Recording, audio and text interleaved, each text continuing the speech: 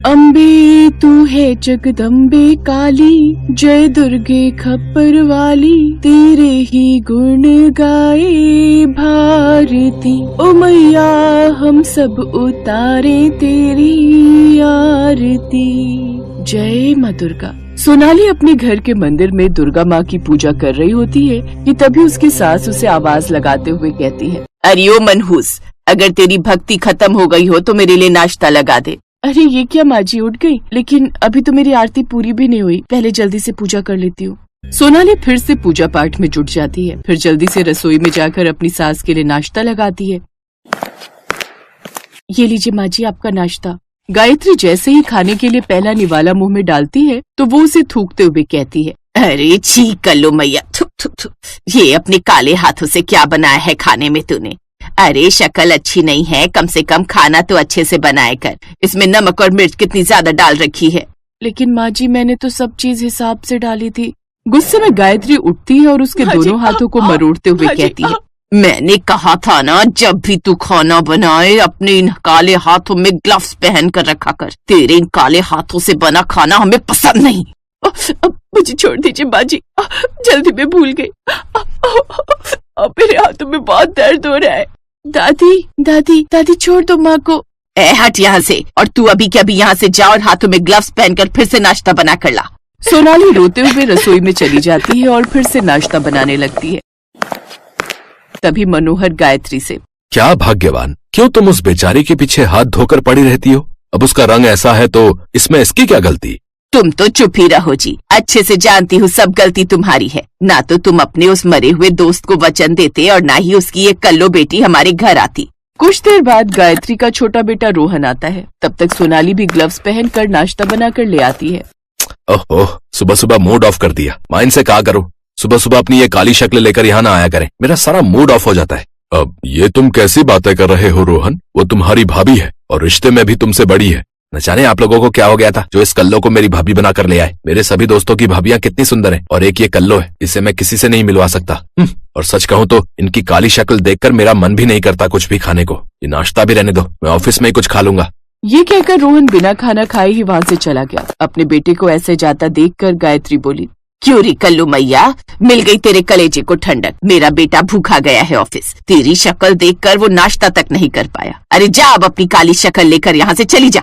गायत्री की ऐसी बातें सुनते हुए सलोनी अपने कमरे में जाती है और दुर्गा माँ की मूर्ति के आगे फूट फूट कर रोने लगती है। माँ मेरा रंग काला है तो इसमें मेरा क्या कसूर है? आखिर क्यों सब मुझे भला बुरा सुनाते रहते हैं? आपने क्यों मुझे इतना काला बनाया? मेरे रंग की वजह से घर में मेरी कोई वैल्यू नहीं है।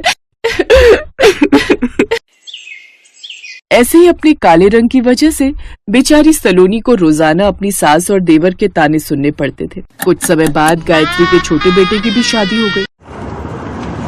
वो उसके लिए सुंदर सी दुल्हन लेकर आई। अब गायत्री अपनी गोरी बहू से कोई भी काम नहीं लेती और सब काम सलोनी से ही करवाती। आलू मटर की सब्जी बन गई, अब जल्दी से रोटी लगा लेती हूँ। कुछ रोटियां बनाने के बाद दरवाजे की घंटी बजती है। घंटी की आवाज सुनकर सोफे पर अपनी गोरी बहू के साथ बैठकर टीवी देखती हुई गायत्री सलोनी को आवाज देते हुए कहती है, अरे ओ कल्लो, कहाँ मर गई? घंटी की आवाज सुनाई नहीं देती क्या तुझे? जा जाकर दरवाजा खोल, दूध वाला आया होगा। सलोनी जैसे ही दरवाजा खोलने जाती है तो पीछे से गैस पर रखी रोटी जल जाती है। जलने की महक से गायत्री रसोई में जाती है। सत्यानाश, इससे एक काम ढंग से नहीं होता। क्या करूं मैं इसका? मुफ्त का राशन तोड़ रही है, ऊपर से अपनी शक्ल की रोटियां बना रही है काली काली। तू न मेरा नुकसान पर नुकसान करवा रही है। तेरी शक्ल तो मुझे वैसे भी पसंद नहीं थी, ऊपर से अब तेरी हरकतें भी ऐसी हैं। मैं तुझे अब इस घर में और नहीं रहने दे सकती। गायत्री गुस्से में सलोनी के बाल पकड़ती है और उसे घसीटते हुए बाहर ले जाती है। बाजी बाजी आप क्या कर रही है? छोड़िए ना बाजी, मुझे छोड़ दीजिए। बाजी मुझे घर से मत निकालिए। बाजी मैं इस घर को छोड़कर कहाँ जाऊंगी? इसके अलावा मेरा और कोई ठिकाना नहीं है। जहाँ मर्जी जाकर मर, लेकिन तू अब मेरे घर में और नहीं रहेगी। और हाँ, अपनी इस दुर्गा को भी अपने साथ लेकर जा। ये कहकर वो उसे घर से निकाल देती है। बेचारी सलोनी रिया का हाथ थामे और दुर्गा माँ की मूर्ति थामे सड़क पर चली जा रही थी। तभी चलते चलते उसकी नजर पेड़ के नीचे चूड़ी बेचने वाली एक औरत पर गई जो बेहोश हो रही थी। अरे ये क्या, ये तो बेहोश हो रही हैं। पानी, आप रुको, मैं आपके लिए पानी लेकर आती हूँ। सलोनी जल्दी से सामने रखे मटके से उसके लिए पानी लेकर आती है, लेकिन वो औरत तो पहले ही अपनी आखिरी सांसें गिन रही होती है। पानी का घूंट पीते ही वो अपनी लड़खड़ाती हुई आवाज में कहती है, यहाँ से इतने लोग गुजरे लेकिन किसी ने भी मेरी मदद नहीं की। बस तुम हो जो मेरी मदद के लिए यहाँ आई। लगता है तुम भी मेरी तरह परेशान हो। आप शांत रहिए, मैं आपको डॉक्टर के पास ले चलती हूँ। नहीं, अब उसकी जरूरत नहीं है। तुम पास में ही मेरी झोपड़ी है, मुझे वहाँ ले चलो। सलोनी जैसे तैसे उसे उसकी झोपड़ी तक लेकर जाती है। उसकी झोपड़ी में ढेर सारी चूड़ियाँ रखी होती हैं। ये मेरी झोपड़ी है, अब से तुम इसी में रह लेना और ये चूड़ियाँ बेचकर अपना गुजर बसर करना। ये कहते ही उसकी मौत हो जाती है। फिर सलोनी उसका अंतिम संस्कार करती है और अब उसकी झोपड़ी में ही रहने लगती है और अगले दिन कुछ चूड़ियाँ लेकर बाजार चल पड़ती है। उस दिन उसकी थोड़ी आमदनी ही होती है जिससे उसका खाने पीने का गुजारा चल पड़ता है। ज्यादा न सही, लेकिन इससे 2 वक्त का खाने का गुजारा तो निकल ही जाएगा। अब वो उस झोपड़ी में रहकर अपना पेट पालने लगी। कुछ दिन बाद नवरात्रि आने वाली थी और 9 नवरात्रि के व्रत रखने का संकल्प लेती है। वो सभी 9 दिन भूखे रहकर व्रत करती है। ऐसे ही 9 दिन बीत गए। मेरे पास कंजकों को भोग लगाने के लिए ज्यादा कुछ सामान तो नहीं है, लेकिन सूजी का भोग तो मैं उन्हें लगा ही सकती हूँ ना। ये कहकर सलोनी बाजार से थोड़ी सूजी ले आई और चूल्हे पर आकर हलवा बनाकर तैयार कर दिया। माँ, अब मैं जाकर 9 कन्याएं ढूंढ कर लाती हूँ। तभी उसके दरवाजे पर 9 कन्याएं आती हैं। अगर आप बुरा ना माने तो क्या हम कंजक खाने आ सकती हैं? आपके यहाँ से प्रसाद की बड़ी अच्छी खुशबू आ रही है। हाँ, क्यों नहीं। मैं तो बस अभी कंजकों को ढूंढने ही जा रही थी, लेकिन मुझे माफ करना, मेरे पास तुम्हें हलवे का भोग लगाने के अलावा कुछ भी नहीं है। झूठ क्यों बोलती हो माँ? अंदर रसोई में जाकर देखो, वहाँ से पूरी छोले और आलू की सब्जी की भी महक आ रही है।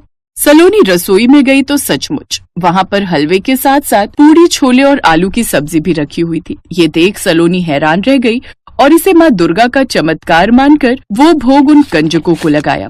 भोग बहुत स्वादिष्ट था। माता रानी की कृपा तुम पर सदा बरसती रहे। फिर जैसे ही वो जाने लगी तो उनके पैरों की छाप सलोनी की झोपड़ी में पड़ने लगी। ये देख सलोनी हैरान रह गई। उसे समझते देर नहीं लगी कि ये उसकी 9 देवियां ही हैं। वो रोते हुए उनके पैरों में गिर गई। माँ, मैं जानती हूँ ये आप हो माँ, मुझे दर्शन दो माँ, इस अभागन को दर्शन दो माँ। उसके इतना कहते ही वो सभी देवियां अपने असली रूप में आ गई। ये देख सलोनी हाथ जोड़कर खड़ी हो जाती है। सलोनी, तुम हमारी प्रिय भक्त हो, तो हमें तो तुम्हारे हाथ का बना भोग खाने आना ही था। आपके दर्शन पाकर तो मेरा जीवन सफल हो गया माँ, मैं धन्य हो गई। सलोनी, हम सबका आशीर्वाद तुम पर हमेशा बना रहेगा। अब से तुम्हें किसी चीज की कोई कमी नहीं होगी। इतना कहते ही उसकी छोटी सी झोपड़ी बड़े से घर में बदल जाती है और ढेर सारे सोने की मोहरों का ढेर वहाँ लग जाता है। तो वहीं दूसरी तरफ गायत्री के घर में शॉर्ट सर्किट होने की वजह से उसके पूरे घर में आग लग जाती है और उनका सब कुछ जलकर खाक हो जाता है। अब वो सब सड़क पर आ जाते हैं। तो वहीं सलोनी अपनी बेटी के साथ खुशी खुशी अपना जीवन यापन करती है। स्वामी, जब मैं पृथ्वीलोक पर बच्चों को स्कूल जाते देखती हूँ ना, तो मेरा भी बड़ा मन करता है कि मैं भी स्कूल जाऊं, मुझे भी कोई अध्यापिका पढ़ाए, मेरी भी स्कूल में सहेलियां हो जिनके साथ मैं खेल सकूं। कितना अच्छा लगता है ना सब बच्चों को स्कूल जाता देख। काश मैं भी ये अनुभव कर पाती। शिव जी ने मुस्कुराते हुए कहा, देवी, आप तो स्वयं ही शिक्षा की देवी हैं, फिर आपको स्कूल जाने की क्या आवश्यकता? और फिर भी आपकी इतनी इच्छा है तो इसमें सोचना क्या देवी? आलमपुर गांव में मनोज और संध्या नाम के पति पत्नी रहते थे। उनके परिवार में उनके 5 साल के 2 जुड़वा बेटे अमित और सुमित और एक बूढ़ी माँ जानकी थी। मनोज एक लकड़हारा था। वो लकड़ियां काटकर अपना और अपने परिवार का पेट पालता था। मनोज और संध्या दोनों ही माँ दुर्गा के बहुत बड़े भक्त थे। वो हर रोज दुर्गा माँ की पूजा करते थे। मनोज के 2 बेटे थे, लेकिन उसकी हमेशा से बड़ी चाहत थी कि उसकी भी दुर्गा माँ जैसी एक प्यारी सी बेटी हो। लेकिन 2 बेटों के बाद संध्या को गर्भधारण में बड़ी दिक्कतें आ रही थीं, जिस वजह से वो फिर से मां नहीं बन पा रही थी। फिर एक रोज मनोज जंगल में जब पेड़ से लकड़ियां काटने लगा तो उसे उस पेड़ के खोखल से एक बच्ची के रोने की आवाज आई। उसने पेड़ के खोखल में देखा तो उसमें एक नवजात बच्ची रो रही थी। अरे ये बच्ची इस पेड़ में कहाँ से आई? मनोज ने झट से उस बच्ची को गोद में उठाया और उसे अपने साथ घर ले आया। ये तो बड़ी ही प्यारी बच्ची है जी, ये तो साक्षात माँ दुर्गा का हम पर आशीर्वाद है। माँ, अब तो हमारी भी छोटी बहन आ गई। अब बताऊंगा मैं उस चिंटू को, बड़ा घमंड करता था ना अपनी बहन को लेकर। बिटिया के घर आने से सब बहुत खुश थे। अगर कोई नाखुश था तो वो थी संध्या की सास जानकी। ना जाने किसका पाप किसका बोझ उठा लाया मेरा बेटा। बेटी की चाह में तो ये बाबला ही हो गया है। ऐसा क्यों कहती हो माँ? ये तो स्वयं माँ दुर्गा हमारे घर आई हैं। देखो तो कितनी प्यारी सूरत है इसकी, कितना तेज है इसके चेहरे पर। ऐसा लगता है ये साक्षात माँ दुर्गा ही है। बिल्कुल ठीक कहा जी, इसलिए अब हम अपनी बिटिया का नाम अंबिका रखेंगे। अंबिका को घर में सब बहुत प्यार करते। उसके घर में आने से एक अलग ही रौनक रहती थी, लेकिन जानकी उसे हमेशा भला बुरा ही कहती रहती थी। ना जाने किसका खून है ये, जात पात कुछ नहीं पता और बस उठा लाया। एक तो वैसे ही मेरे बेटे पर पूरे परिवार का पेट पालने का भार और अब ऊपर से इस बेटी का बोझ। धीरे धीरे समय बीता और अंबिका 5 साल की हो गई। उसके दोनों भाई अमित सुमित गांव के ही स्कूल में पढ़ते थे। उन्हें देख अंबिका का भी बड़ा मन करता कि वो भी स्कूल जाए। फिर एक रोज वो अपने बाबा से कहती है, बाबा मुझे भी स्कूल जाना है, मैं भी पढ़ना चाहती हूँ। लेकिन मेरी बच्ची। क्या हुआ बाबा? लेकिन ये कि हमारे पास इतने पैसे नहीं हैं कि मेरा बेटा तुम तीनों के स्कूल का खर्चा पानी उठा सके। अरे जानती भी है स्कूल की वर्दी, किताबें, जूते, इन सब में कितना खर्च आता है। और वैसे भी तुझे तो कल को पराए घर ही जाना है। फिर तू क्या करेगी पढ़ लिख कर? घर गृहस्थी के काम सीख तू तो बस। दादी की बातें सुनकर अंबिका उदास हो जाती है। फिर संध्या अपने कानों की बालियां बेचकर उसका एडमिशन स्कूल में करवा देती है और उसके लिए किताबें और वर्दी खरीदती है। आज अंबिका के स्कूल का पहला दिन था। वो अपने दोनों भाइयों के साथ स्कूल चली जाती है। स्कूल जाकर अंबिका बहुत खुश थी। उसके अंदर एक अजीब चमक थी जिससे उसने पहले ही दिन स्कूल में सभी टीचर्स स्टूडेंट्स को अपनी ओर आकर्षित कर लिया। पहले ही दिन उसके खूब सारे दोस्त बन गए। स्कूल में टीचर्स जो भी पढ़ाती उसका जवाब पहले से ही अंबिका को आ जाता। अरे वाह अंबिका, तुम्हें पहले से सब आता है। सचमुच बहुत तेज दिमाग है तुम्हारा। धन्यवाद। अंबिका का दिमाग इतना तेज था कि वो 5वीं में पढ़ रहे अपने दोनों भाइयों को भी पढ़ा देती थी। सुमित, तुझे मैथ का ये वाला सवाल समझ आया था क्या? स्कूल में सर ने बताया था, लेकिन मुझे फिर भी समझ में नहीं आया। नहीं, समझ तो मुझे भी नहीं आया। भैया ये तो कितना आसान है, लाओ मैं समझाती हूँ। तू रहने दे अंबिका, जब हमें समझ में नहीं आ रहा तो तुझ पहली क्लास में पढ़ने वाली को क्या समझ आएगा? लेकिन तभी अंबिका ने उस प्रश्न का जवाब चुटकियों में सॉल्व कर दिया। ये देख उसके भाई और माता पिता भी हैरान थे।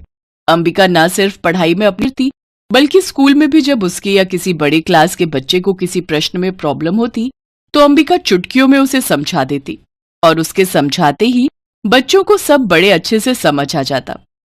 पढ़ाई के साथ साथ अंबिका अपने दोस्तों के साथ बैठकर लंच करती और प्लेग्राउंड में जाकर खूब खेलती। ऐसे ही समय बीता। फिर एक दिन स्कूल में, भागो भागो, स्कूल की पहली मंजिल में आग लग गई है, जल्दी करो। स्कूल के सभी टीचर और स्टूडेंट्स भागकर प्लेग्राउंड में आ गए। स्कूल में लगी आग की खबर मिलते ही मनोज, संध्या और जानकी समेत गांव के और लोग भी आ गए। अंबिका मेरी बच्ची तू ठीक तो है ना? हाँ माँ। अमित और सुमित कहाँ हैं? तभी उनकी क्लास का एक लड़का बोला, अमित और सुमित तो बाथरूम गए थे और लगता है वो वहीं आग में फंस गए हैं। क्या? हे माता रानी, हे माँ दुर्गा, मेरे बच्चों की रक्षा कर। ये सुनते ही अंबिका भागते हुए आग की लपटों के बीच से होकर स्कूल के अंदर चली गई। अंबिका, अंबिका मेरी बच्ची। अंबिका रुक जा मेरी बेटी। कुछ देर बाद अंबिका अमित और सुमित के साथ आग की लपटों के बीच चली आ रही थी, लेकिन सभी ये देखकर हैरान थे कि इतनी आग के अंदर चलने पर भी वो जल नहीं रहे थे और उनके शरीर पर एक खरोच तक नहीं थी। बच्चों ठीक तो हो ना तुम? अंबिका तुझे किसने कहा था आग के अंदर जाने को? अगर तुझे कुछ हो जाता तो? माँ आपने ही तो कहा था मुझे उनकी रक्षा करने के लिए। ये बात सुनते ही संध्या को अपनी कही बात याद आती है।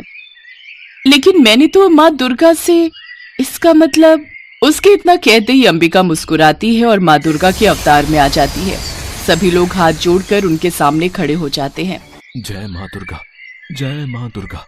हाँ संध्या, मैं ही तुम्हारी बेटी अंबिका हूँ और मैं ही तुम्हारी माँ दुर्गा भी। इसके बाद माँ दुर्गा ने उन्हें सारी बात बताई कि कैसे उन्होंने शिवजी से धरती लोक पर आने की बात कही और कैसे वो बाल कन्या के रूप में उस पेड़ में आई और फिर उनके घर। आपको अपनी बेटी के रूप में पाकर हम तो धन्य हो गए माँ, हम धन्य हो गए। माँ, आप हमारी आंखों के सामने थी और हम आपको पहचान नहीं पाए।